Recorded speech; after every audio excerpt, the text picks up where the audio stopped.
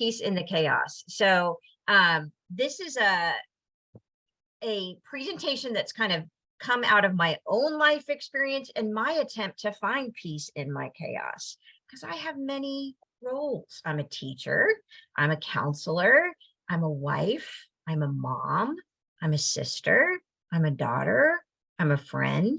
And each one of those roles has expectations, has, time that would be good to be able to commit to those things. But there's not enough time in the day to commit to all of those things 100% at all times. So how do we find that balance? How do we find the peace? You all will notice you go through different seasons of life. So I'm in a season where I have my 12-year-old daughter still at home, but my sons, my 21 and 24 and 26-year-old sons, they are grown and moved out and have their own places and their own jobs. And, one's finishing up grad school. So they're kind of spread out in Boston and Colorado and Oklahoma City. So we go through these different seasons. When I was a mother of 3 boys, 5 and under, I thought my life was chaotic. And then when I was a mother of elementary school children, I thought my life was chaotic. And then when I was a mother with 4 children under the same roof and having a baby at 42, I thought my life was chaotic. There's always going to be things that will pull us in so many different directions at every season of our life. So how do we find peace? So that's what tonight is about, on where we're putting our energy, where we're putting our focus, really directly relates to what kind of peace we have. So like Erin said, I'm also an elementary school counselor and a therapist, and there's just a lot of different hats that I have to wear. And I've even found that this season, especially like 2023, this is my year. I've got a daughter who's about to enter middle school, and I've been looking at, okay, so one of the things we'll talk about tonight is how do you control some of your logistics to bring yourself peace? And then I've been looking at my logistics. What can I give up? What do I want to hold on to? This is an ongoing, lifelong process of finding that balance. What I'm not here to do is give you 16 steps, for a better living.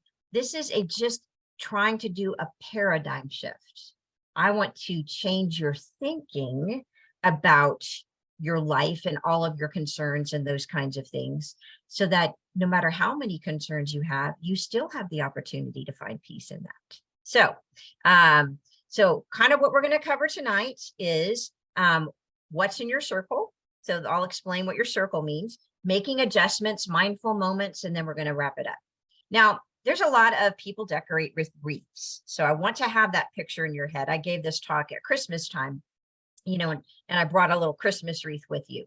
I want you to start to change. Whenever you see a wreath now, I want you to be thinking, what's in my circle?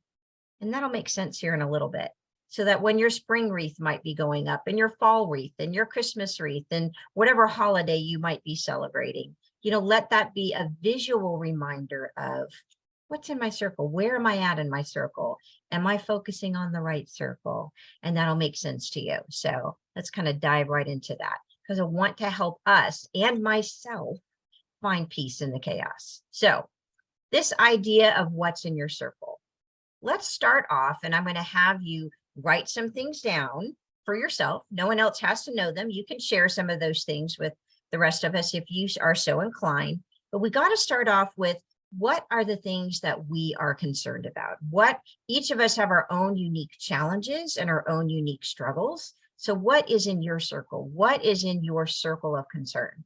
So I would like you to just jot down or think about 2 to 3 or more things that you worry or get stressed out about. So what are your things that you worry or get stressed out about? Okay, so I'm going to write down my 3. Just kind of take a minute to think about that.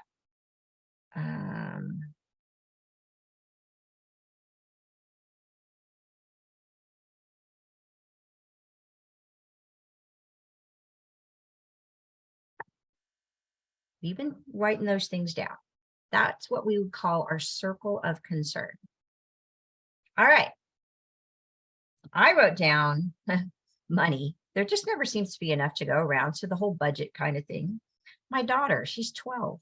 she's going to be in middle school next year. I'm a little worried about middle school. We've done so well so far, but she's just about 13, just that whole thought of a daughter going through high school and middle school and all the pressures and choices and temptations and all the things she might face. Decisions about work, like what do I keep? What do I give up? Those kinds of things.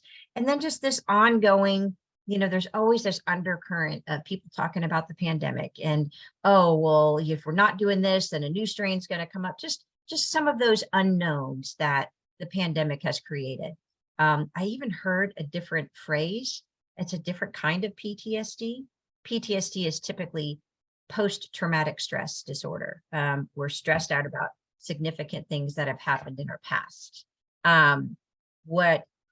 What the new kind of PTSD that is especially being identified in teens is the PTSD about what might happen. Hasn't even happened, might never happen, but they're stressed out and experiencing those real emotions about the what might happen. I'd never heard a label for that.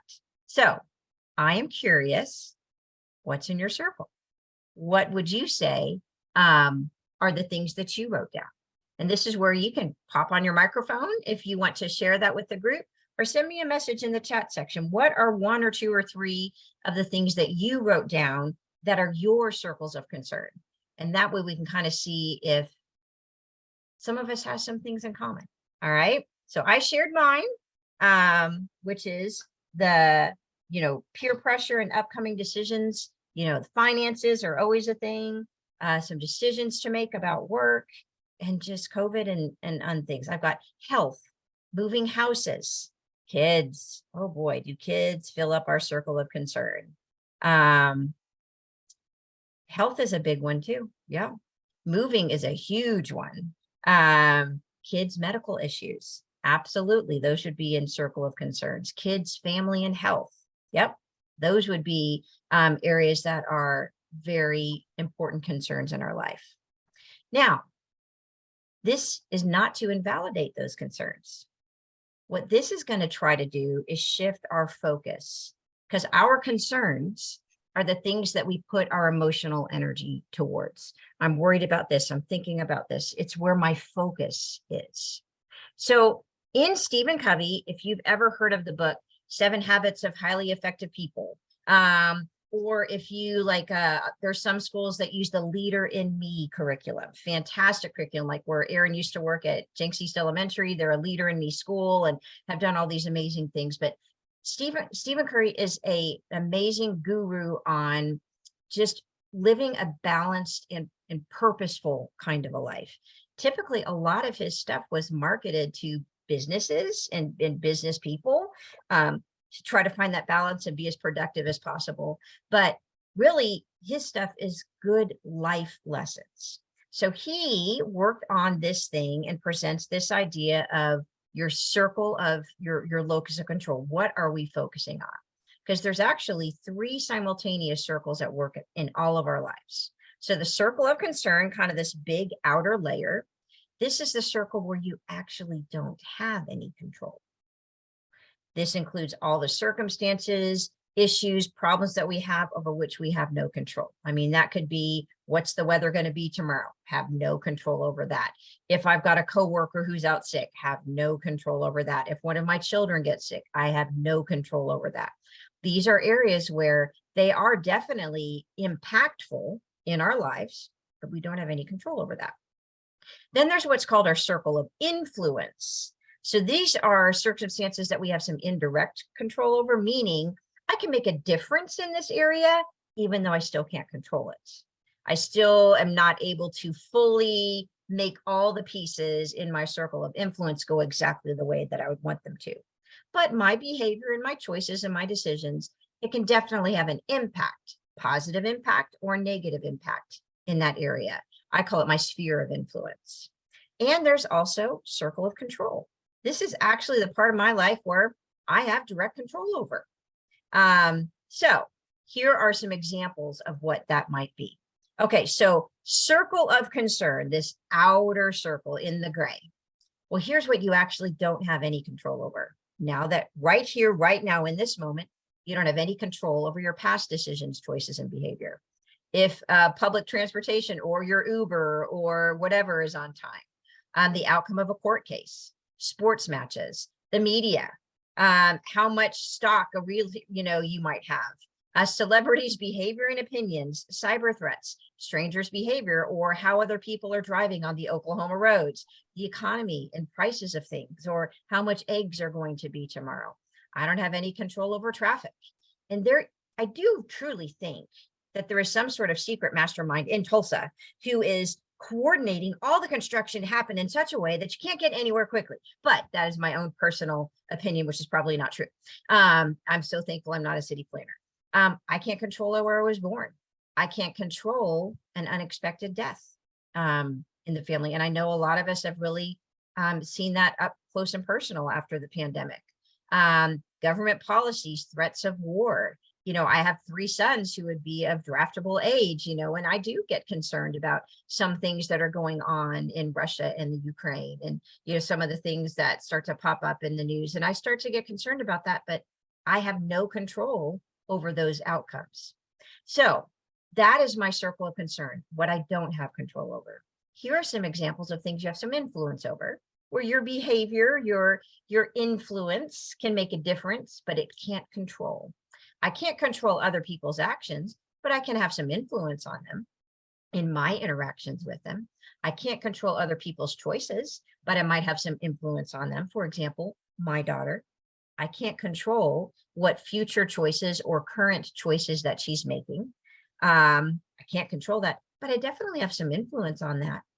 How effective our communication is, the strength of our relationship could definitely influence and have a positive impact in sharing my values and thoughts and helping her problem solve and things like that. My productivity at work, I'm a school counselor. I think in my job description, the number one thing they should put on my job description is prepare to be interrupted all day long. Now, I can't control what crisis comes up. I can't control what behavioral meltdown that a child is having at school. I can't control if I need to be called to cover for, I remember not this past January, but the January before. I mean, we were all hands on deck because so many people were out with COVID. I can't control fully my productivity, but certain behaviors that I have control over could increase the chances of me being productive. If I'm making lists, if I keep a calendar, if I set time for myself to just leave campus to go get something to eat for 20 minutes. I mean, those are some things I have some control over. Whether or not people like me, I can't control that, but I can have an influence on that in the quality of my interactions with them. My children's future, boy, I definitely can't control that. And the fact that they don't ever want to live in Tulsa again, I can't control that. But you know what? I definitely can have a positive impact on my children's future, but I can't control it. Where I work, yes, I might be able to choose a job, but there's no guarantee that job will be there tomorrow. Who I vote for, I might want to vote for someone and they might not even be an option. How much my partner loves me, I can't control that, but I can have an influence on that. Whether or not I get promoted, that's someone else's decision to do that. In my instance, that would be the state legislature and what they vote on for teacher funding and education funding, but I can have an influence on that. My reputation, who follows me on social media, my commitments, other people's thoughts and other people's actions. These are all things I can't control, but I might have some influence in. Where we trick ourselves is when we think we can control in those areas, and then we get frustrated. Especially, I heard kids come up more than once in the things that you were concerned about. And, wouldn't it be nice to be able to control them? We think it would be nice, but here's the reality. Unless you're prepared to control every aspect of their lives for the next 80 years of their lives, you're not preparing them to be okay without you. While we would love to control and protect, remember where the growth happens. Growth happens in struggle. Growth happens through mistakes. Growth happens through the unpredictable things and these difficult seasons that we learn all of these problem solving and creative thinking strategies and all that. I can't control my children's future. And if I try, I'm actually not setting them up to be successful without me. So, but guess what? There are things I absolutely directly can control my thoughts, what I choose to focus my thoughts on, my words that come out of my mouth, my actions and my behavior, my reactions. If someone else has an action that is a negative action towards me, I can control my reactions. I had a colleague come to me at work today who was very frustrated in her co-parenting situation because it was a lot of just such inconsistency and him demanding certain things. And she's like, well, you don't do that for me. And she had prepared to send him a 3-paragraph text message just to kind of lay it out. She's like, well, I knew to come to you first. I said, okay, now can you control that he pushed that button against you? Nope. But in your history of interacting, has it, you sending a 3-paragraph text, has it ever brought about any kind of positive change in behavior? No. So what does it bring? More arguing, more disagreeing, more back and forth and back and forth. And I said, so don't send it. Now you can't control what he did. And what he did was downright rude, but you can control your reaction and make a choice about what you choose to react to or not. I can control my decisions and my choices, my attitude and my mindset, my mood, and my work ethic. Those are all things that directly I have control over. And sometimes we forget. There's a book called the 51% Principle, I think it is what it is. And basically it says in any situation, you have 51% control, which doesn't make sense, but it does make sense because no matter what happens to you, you can still control your thoughts, words, actions, reactions, decisions, attitude, mood, work ethic, behaviors, all those things. That's still within your control in any situation. There are people who have been through horrible, horrific, completely unfair situations. And even within that, you see people who I mean, I did a huge Holocaust research and unit when I was fresh out of college, just because I just wanted to learn more about that. And I was so inspired by the stories of people who had had every choice removed from them, but not all choices were removed from them. The injustice of all of it was just heart-wrenching. And to see people finding joy and finding connection and choosing their attitude, pretty phenomenal. So this is where we have to take a minute. Look at your list of concerns, the things that you wrote down that you are stressed out about. So, some of those things, kids, family, health, kids, medical issues, health was a big one. And kids, just kids in general, that covers a whole lot. Look at your list of concerns and the things that stress you out. Where do they fit? So I want you to look at each item and I want you to decide, is that a circle of concern, what I have no control over? Is that a circle of influence, or I have some influence on, but not ultimate control? Or is that something I actually have control over? So take a minute to look at your items. Where does that fit on this circle of locus of control? Look at that. So I'm going to look at mine. Finances. That would go under circle of influence. Definitely how I choose to spend the money makes a difference. However, I can't control my salary because that's set by the legislature and how much they choose to fund education. That could go up or that could go down. If there's a recession, there's all sorts of things that are out of my control in that area. My daughter and peer pressure. Well, I definitely have some influence on that, but I don't have control over the decisions that she's going to make, over the friends that she's going to choose to be with, over her attitudes and her choices. I don't have control over that. I do have influence though. Definitely the quality of my connection with her and creating those connections, decisions about work.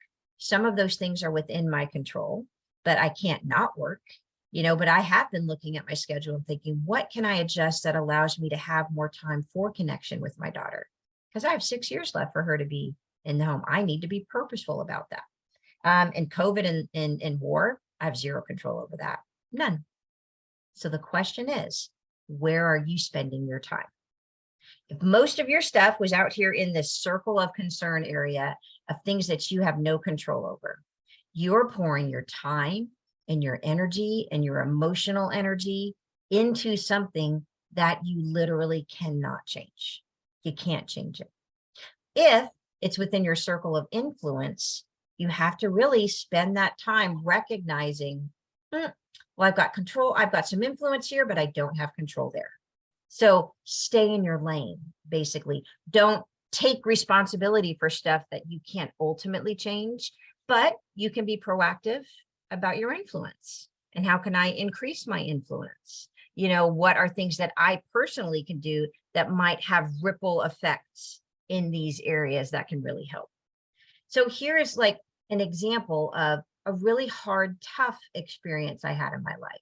Because a lot of people will tell me, Lauren, you just kind of seem so, you know, happy-go-lucky, and stuff just doesn't seem to bother you. I'm a school counselor. I hear heart-wrenching things. I make heart-wrenching DHS reports. I see families going through struggle. I see kids who didn't have any choice what family they were born into.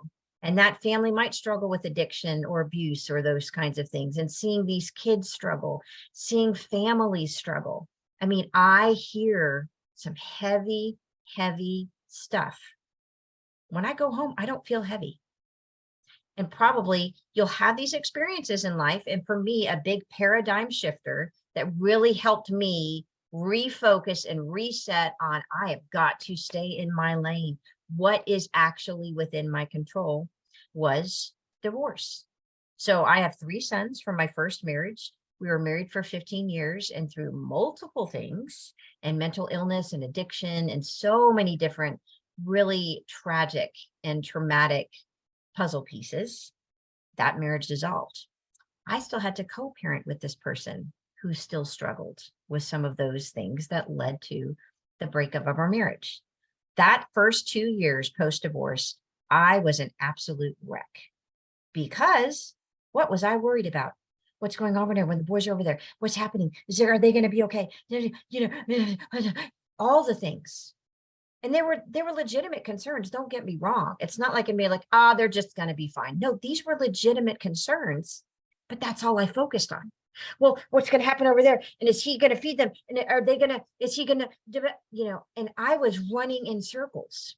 And here's the sad thing. I was spending so much time worried about him, what was going on over there, what new decision or surprise might be around the corner, what things that I had zero control over. But because that's what I was fixated on, that's what I was worried about, that's what I would talk about with all of my friends. And I wound up using up my emotional energy. Now, when my kids were actually with me, was I present? Was I there? Or was my mind somewhere else worrying about all these other things? And, they've got to go back over there on Tuesday. And oh my gosh, is he going to remember soccer? And so when my kids were even with me, I was not able to give them my full attention or my full emotional focus, because I was so caught in this circle of concern, and it ate me alive. It ate me alive to the point that I developed a clinical depression. And that is what can happen when we are so focused on the things that are out of our control. And so that's why I call divorce. I don't want anyone to have to go through that.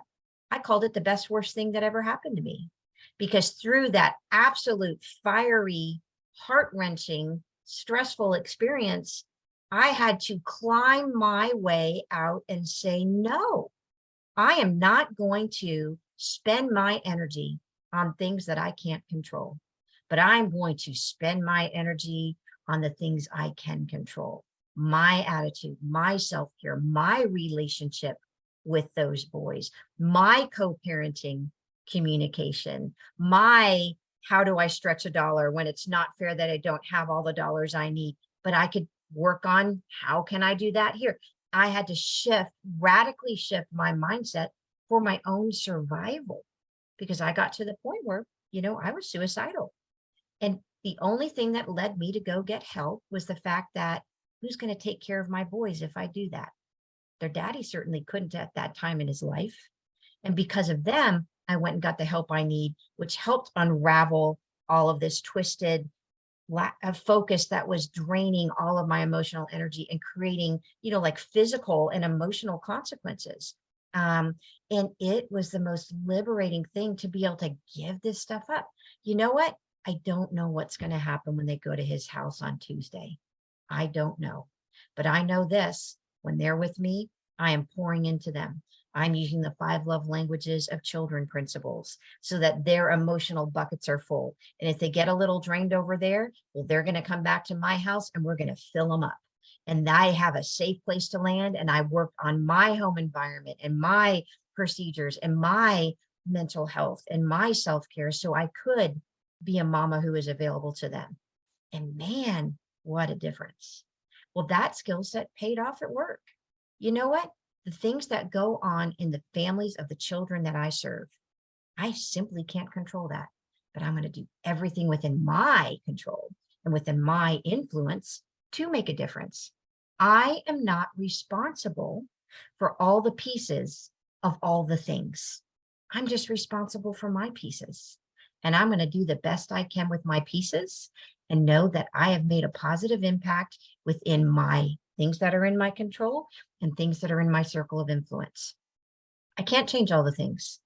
And that's how I sleep at night. And I really do sleep at night. I do not go home and think about all this stuff. I don't, because I can't do anything about it.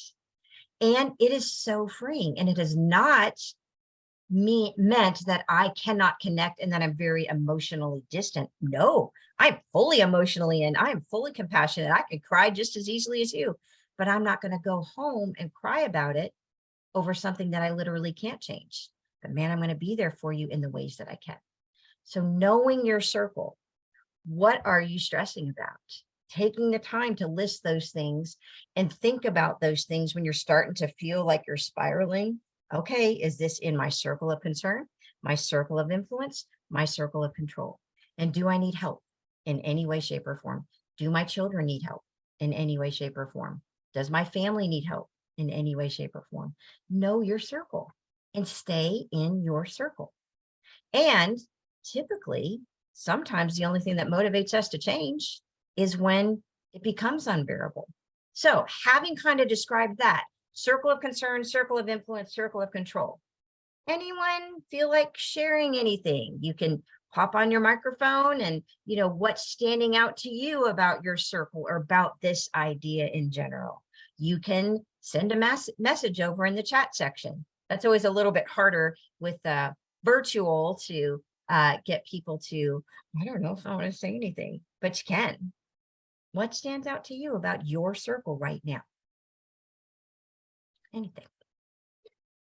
I know. I'll start the conversation. Thank you, Erin. Hey, so what would be like when we're worried about our kids' health? Where would it fit to, let's say, to research stuff, right? So like if we're spending time researching and reading books about that, is that the circle of influence? Because we're influencing how they care, or just was going to It's a little bit of both. It's within your control because you're gathering information that could be helpful for your child. When you use that information, like you've been using that for advocacy, which might result, is contributing to things like maybe opening another hospital or you even choosing the career that you've done. You can't control those things or insurance and what they will or won't pay for and all those things, but you learning and researching, which is within your control, to build your awareness, to build your ability to the best of your abilities to help your daughter.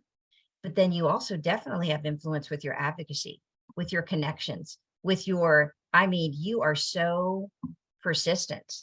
You do not give up. If there's anything I know about you, you do not give up. And so that's within your circle of influence. But even within that process, there's plenty of things that are out of your control. Health insurance, what they're going to deny if that particular doctor retires and, now I don't have access to this care anymore. Those are some things that are out of your control, but you can get some peace by reminding yourself when you start to get stressed out about the process. Okay, Erin, what can I do? All right, I'm going to get as much information as I can.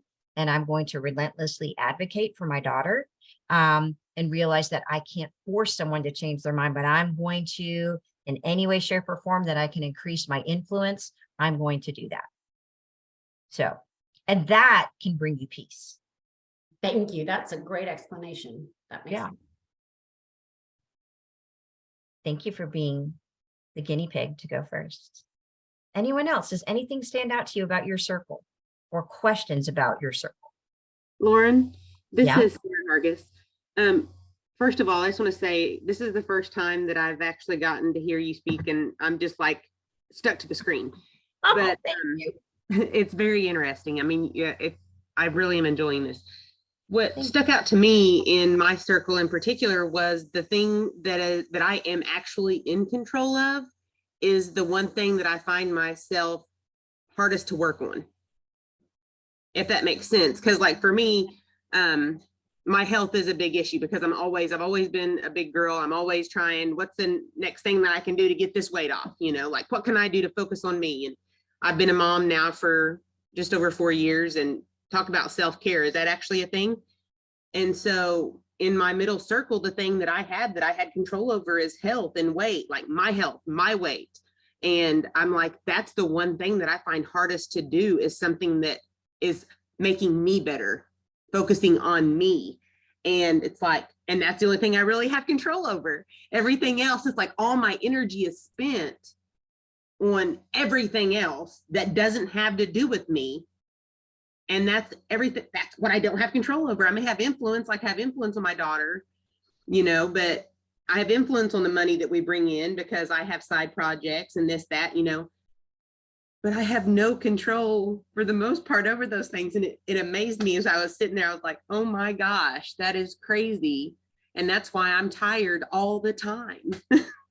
Well, and that's the reality, is because we have a limited amount. I mean, we're just human beings. We're not, no matter what self-help or, you know, like make the most of every minute, you know, America's great at those hyper productivity. We're not designed to be hyper productive at all times. We're designed to be connected. We're designed to be in relationships, and we need to have balance and peace and rest. So even when we're being productive, we're feeling guilty because we could be a little bit more productive. But you're right. When we spend all of our energy on those things that we really can't control, we don't have energy left over for the things that are important. I had a health scare. What was it? Summer of 23, summer of 2021. Where I was diagnosed with type 2 diabetes as a result of me not maintaining my weight and doing all the things I knew I was supposed to do after having I'm just moderating it. Like after being having gestational diabetes with all 4 pregnancies. Well, when I had that wake up call, it was amazing how I could find time to do things when I was like, I don't want to die. You know, that was my motivator. And then I started to feel guilty about having it get that far for it to be motivator. And like, you know what? You did what you could do, you know, and now this has taught you, hey, I'm going to carve out some time for this. But I had to definitely change some systems. And I know I cannot motivate myself to do that. So right now, my 3 sons, I'm doing a couch to 5K. And I send my 3 sons, they're my accountability partners. So I send them a picture if I finished my thing for the day. And they're like, way to go, mom, and all that. Because you know what? I need a hype girl. I need someone to tell me, good job, you're amazing, because I don't want to do it. And so like creating some sort of support, you can't do that alone. That's a really big deal. You know, can you join a community that will help with that? Because that's a really big deal. Because man, giving up sugar and carbs, that's hard.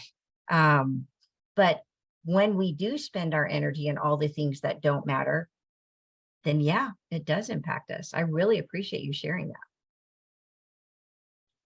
and being vulnerable like that.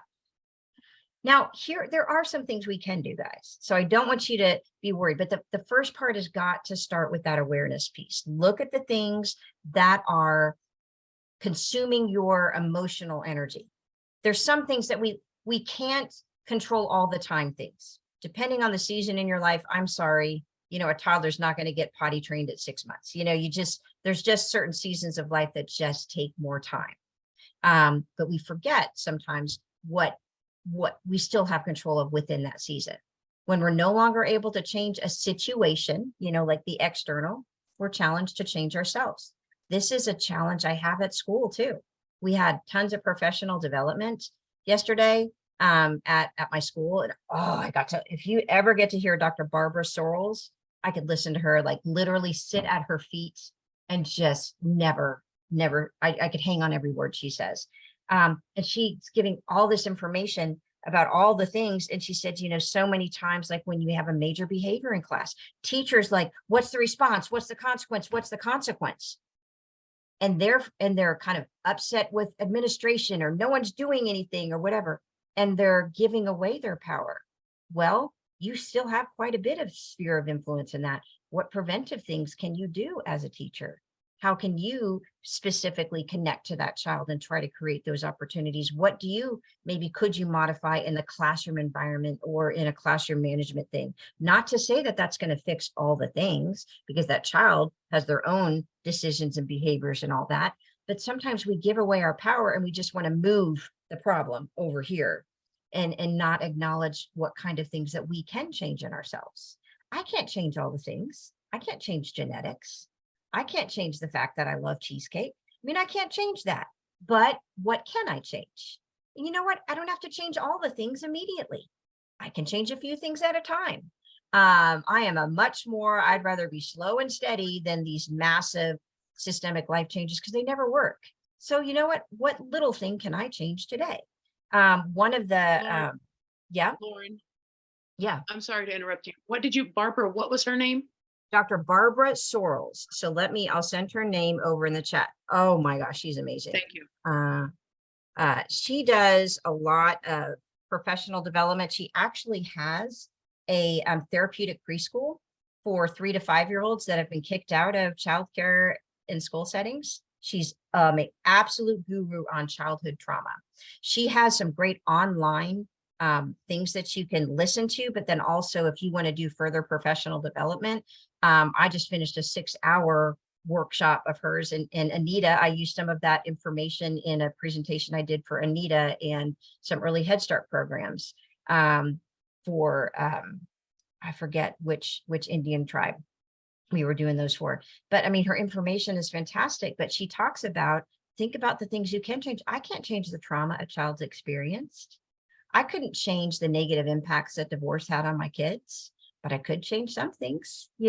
I had much more control over my home environment, things like that over so many of the things. So what can we change in ourselves? But I'm not telling you that you've got to do this immediately all at once. You know what? I heard a great quote that for every year you've been doing something, it might take a month to see some change. So when I started to adjust my parenting communication, well, I'd been communicating like that for 11 years at that point.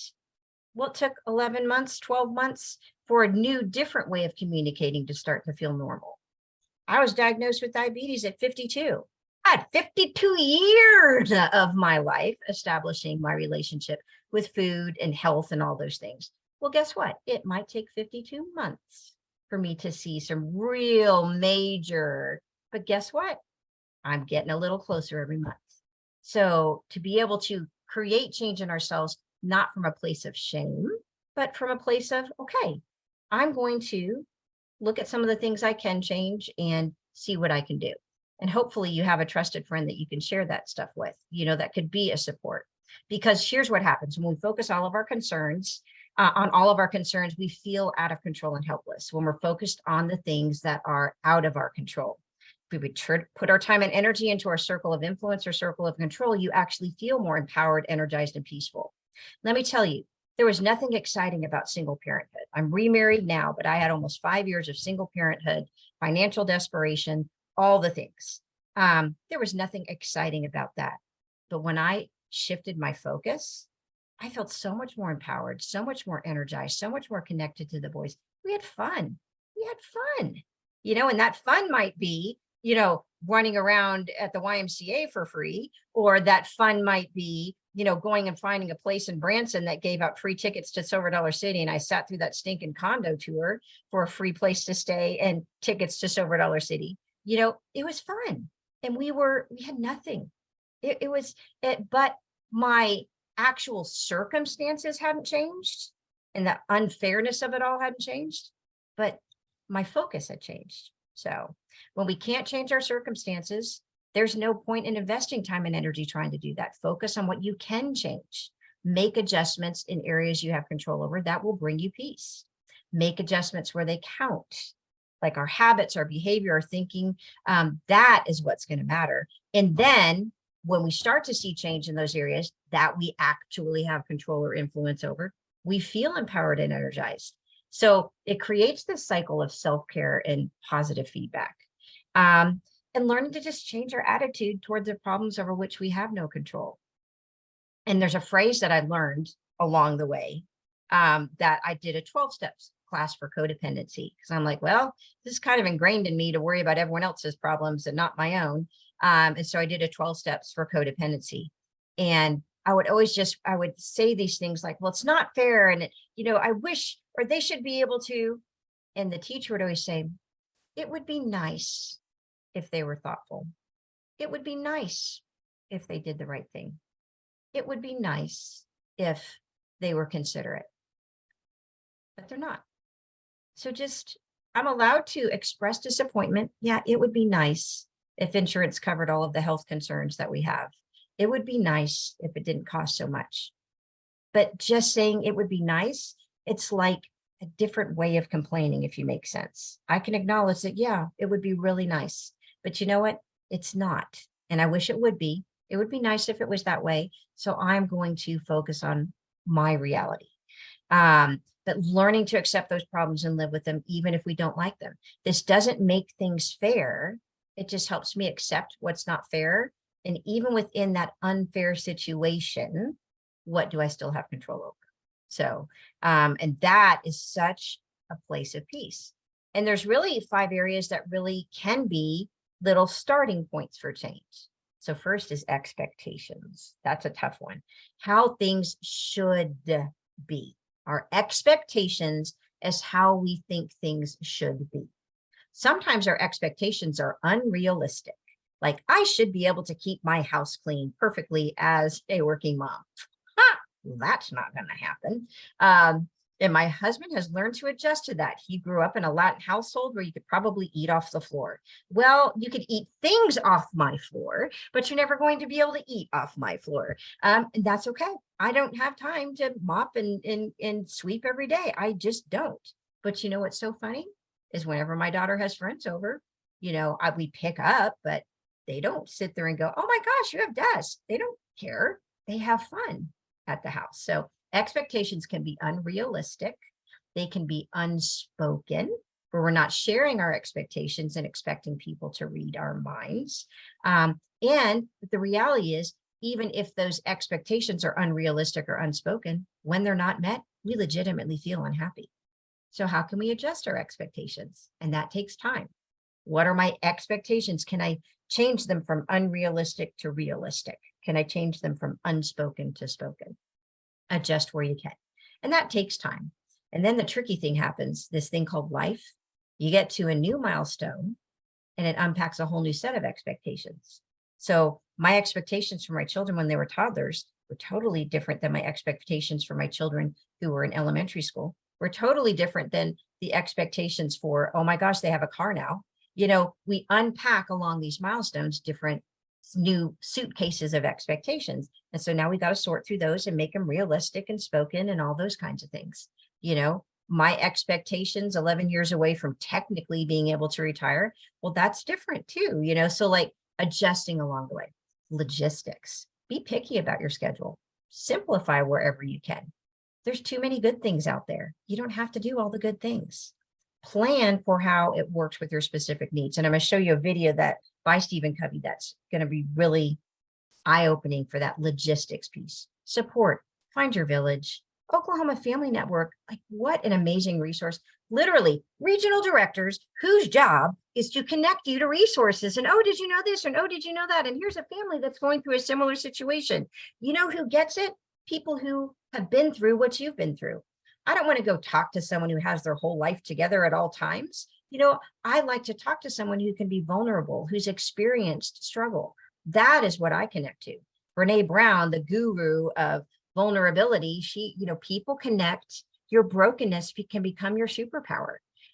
So find your village. Know where you can get helpful support. If we turn to people that we should be able to get support from, wouldn't that be nice? I really struggled with my relationship with my mom. My mom she's a great person. She, based on her own trauma and her own disappointments and legitimate disappointments in life, was not the most maternal of mothers. And I would I should be able to talk about this. And I'd go talk to her about an issue with the boys. And I'd be more frustrated by the time I got off the phone. And I was just so upset all the time.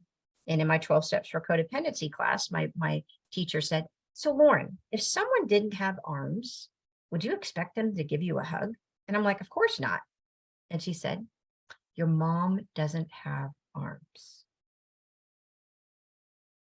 Whoa, that hit me so hard. Here I was expecting my mom to be able to do all these loving, nurturing things when she doesn't have the capacity to do that based on her own pain. Now she does lots of other things, but that nurturing piece and that ability to go to with problems or, show up and help in other ways, she doesn't have that capacity in her life. When I shifted my expectations, it was amazing. I wasn't mad at her all the time. I literally wasn't. The same exact things that used to drive me insane no longer drive me insane. I just like, well, that would be nice if she could do that, but she doesn't. Where else can I go get my support? Build your village. Mindfulness. Mindfulness is like brain training. It builds new neural pathways in your brain that make it easier to calm down. So part of this, an email that I'll send the PowerPoint to Erin and she'll send it on to you. I'm going to have some links to mindfulness. As a matter of fact, they even have things like a family mindfulness schedule that you can build these kinds of things in right when you wake up and right when the kids wake up. Mindful check-ins at meals, mindful eating. Okay, guys, let's chew our food 10 times. I want you to really taste it while you're chewing your food. That's mindfulness. And you know what? You get to eat. It's awesome. A mindfulness bracelet. I know Erin does Oklahoma Family Network does a thing on a hope bracelet and a hope ring. That's a really cool thing that you can do. Square breathing, which we'll practice here in a second. But these are ideas on how to build mindfulness, which basically is training our brain to come to a place of calm, to focus on right here, right now, what's happening in this moment. That's what mindfulness is. Worry is all the way out here. Mindfulness is right here, right now in this moment. I'm going to focus on something different. So that could be a really powerful thing. So that mindfulness and teaching your kids that, they even have all sorts of great apps, and Headspace is a great app, which I'll send links to all these things. And Headspace has a channel on Netflix. So if you have Netflix, you can actually watch the Headspace channel, and it has all these exercises like that are episodes on Netflix that are basically mindfulness things, including things for getting your body ready for sleep and stuff like that. And then joy. Choose things that bring you joy without the guilt. I know as a mom, it's like we are programmed for guilt. Look at each item. Does it bring you joy? Banish the word should. In my mind, should is a curse word, because should matches shame. And shame, it's a temporary motivator, but it's not a permanent motivator. Choose things that bring you joy.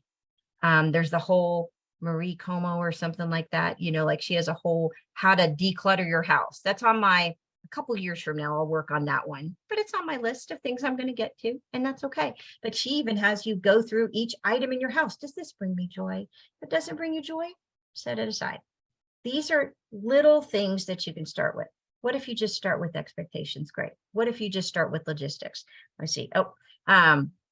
I want to show you a quick video, because he kind of demonstrates with a example of how you can be mindful of your rocks, which are your big responsibilities. So let me show you this video. This actually is Stephen Covey. He's the guy, and I'll send you links to his stuff too, that wrote 7 Habits of Highly Effective People. He's the man behind this locus of control topic. But let me show you this, and it's a good visual.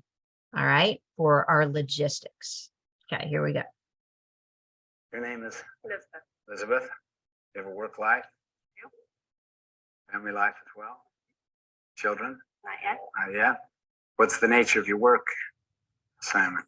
I direct an international firm. An international firm. So you really are interfacing with all kinds of people in the firm and outside the firm. That's right. You want a rich personal life, a rich family life. Do you ever feel like you get bogged down in the thick of thin things? Yes. Well, that might be analogous to all these little, small things that tend to fill our lives. And they're just little by little, they just accumulate. Now, your job, you can't go above this to get all those large rocks in the jar. Good luck.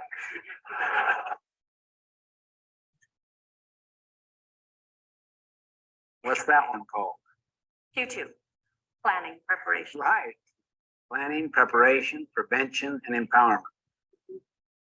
Okay, the next rock she's putting in there is called relationships and family.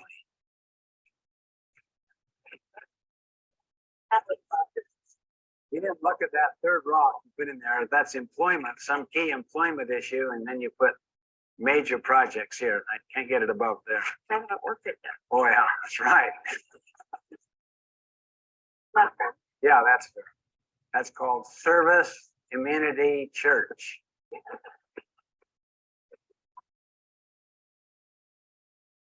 Do you ever feel like this? Yes. How many feel like this? By moving the little things around, you might squeeze in one more of those big major things. It's almost, wow. You know, if it doesn't fit, force it.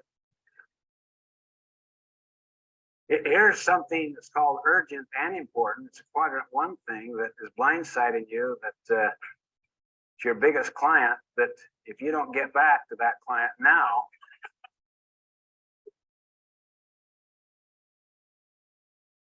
you've given up your vacation and you have no special block of time just for yourself. I'll tell you what you can do if you want to. You can take a whole different approach. You have a totally fresh goal. You can work out of a different paradigm altogether. Well, then I'd rather put these in the bottom. And then for the little pebble buck, Employment, big opportunity, big opportunity. important and urgent, block of time. Those young children keep looking at me.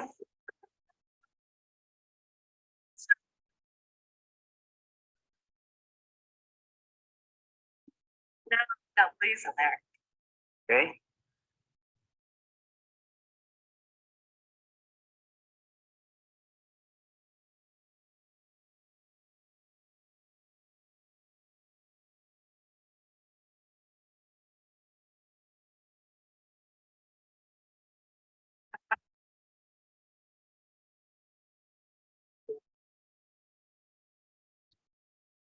I just love that.